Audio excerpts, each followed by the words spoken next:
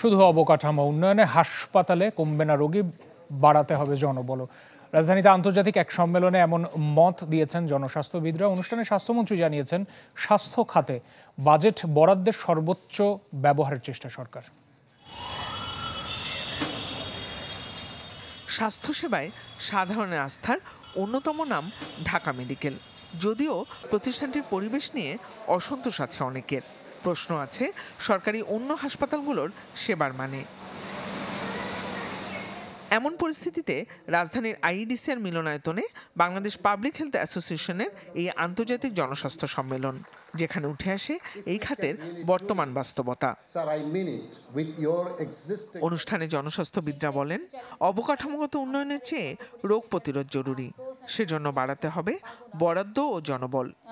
একটা public health council গঠন করলে হয়তোবা আমরা এটাকে আরো বেশি স্ট্রিমলাইন করে ভালো শিক্ষা দিয়ে ভালো জনশক্তি তৈরি করতে পারবো।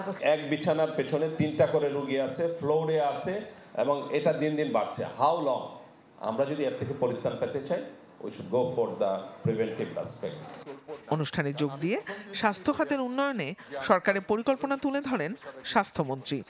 আমি যদি প্রান্তিক জনগোষ্ঠী, উপজেলা হেলথ কমপ্লেক্স, ডিস্ট্রিক্ট হসপিটালে আমি যদি সার্ভিসটাকে এনশিওর করতে পারি, তাহলে নিশ্চয়ই ঢাকা মেডিকেল কলেজে এই রোগীর উপর দিয়ে হেঁটে যেতে হবে না। উন্নতি করতে হলে পাবলিক হেলথকে উন্নতি করতে হবে, এর কোনো বিকল্প নাই। অনুষ্ঠান শেষে প্রস্তাবিত বাজেট নিয়ে সাংবাদিকদের প্রশ্নের উত্তর দেন তিনি। এখন যে বাজেটটা দেওয়া হয়েছে তাতে আমার মনে হয় যে জনস্বার্থে আমরা এটার ইফেক্ট ওরকম না হলেও আমরা চেষ্টা করব বাড়িয়ে কিছু কাজ করার। একদিনের এই আন্তর্জাতিক সম্মেলনে অংশ নেন দেশি বিদেশি প্রায় 400 ডেলিগেট। জিনিয়া কবির সূচনা, চ্যানেল 24, ঢাকা।